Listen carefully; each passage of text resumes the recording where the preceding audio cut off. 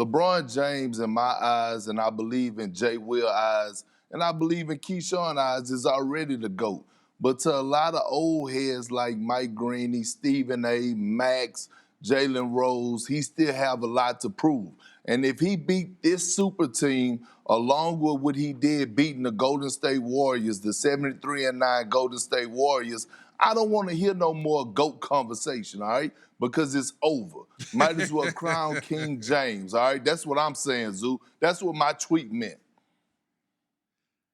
Yeah, no, Perk, you're right, but it's just I'm in between, right?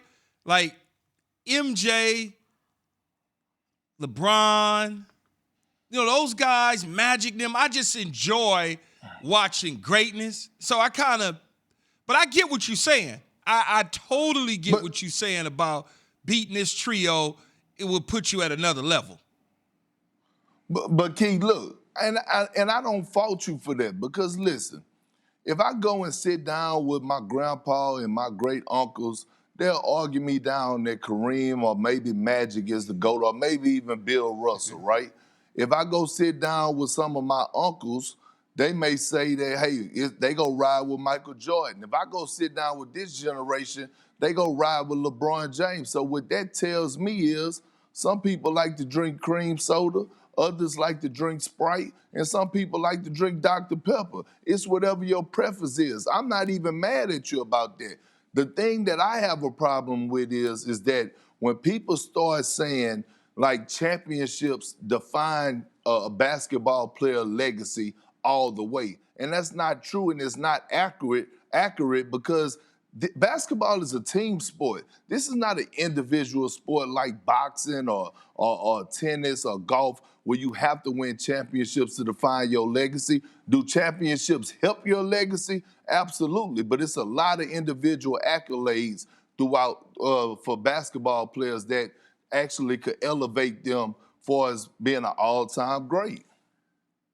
Perk, what was your feelings? And you knew this all along, obviously, James Harden, the way James went about positioning himself to leave Houston to get to a destination that his taste buds would like. What did you think about that?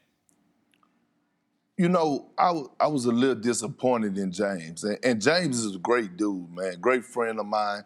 But I was a little disappointed in him.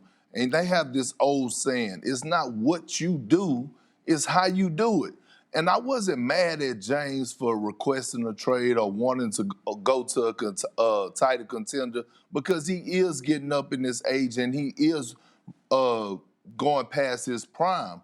But the way he did it, especially the last interview, one thing we all know, especially you, Jay and Key, is that the last thing you should do is throw your teammates under the bus. And I thought he did just that by saying we're not good enough, we're not talented enough. Like, you don't have to say that about your teammates. They already know that you don't want to be there. Even if you feel that way, you're supposed to keep that inside. So I don't have a problem with him wanting out. I just didn't like the way that he conducted himself. And on another note, his professionalism, showing up late to training camp, showing up out of shape. Because here's the thing, it gets a little deeper with me.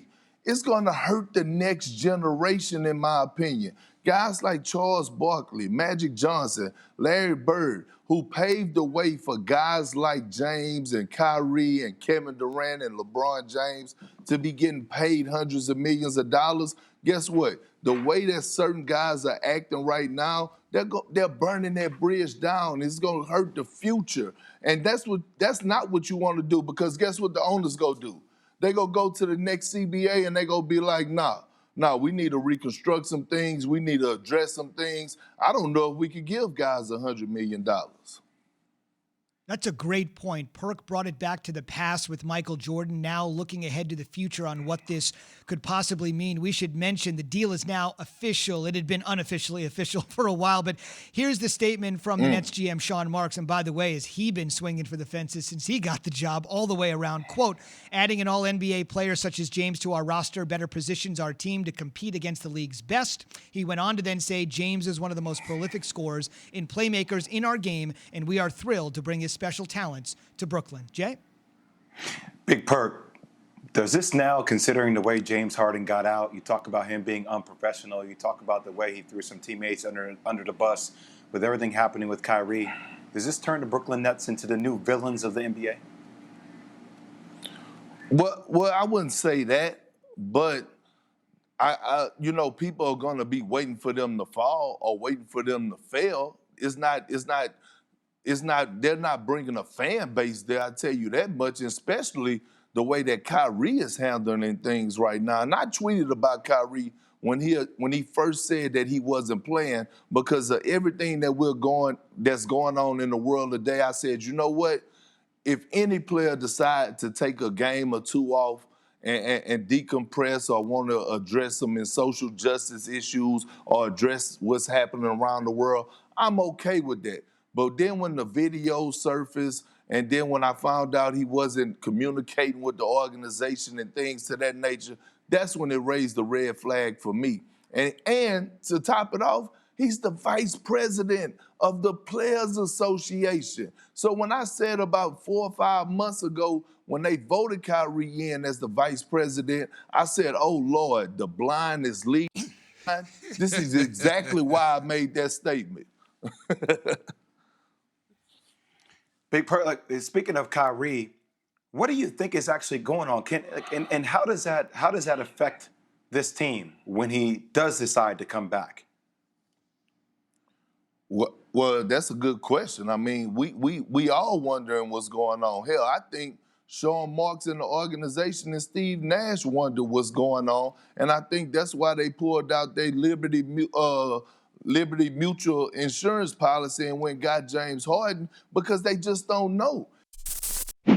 Thanks for watching ESPN on YouTube. For live streaming sports and premium content, subscribe to ESPN Plus right now.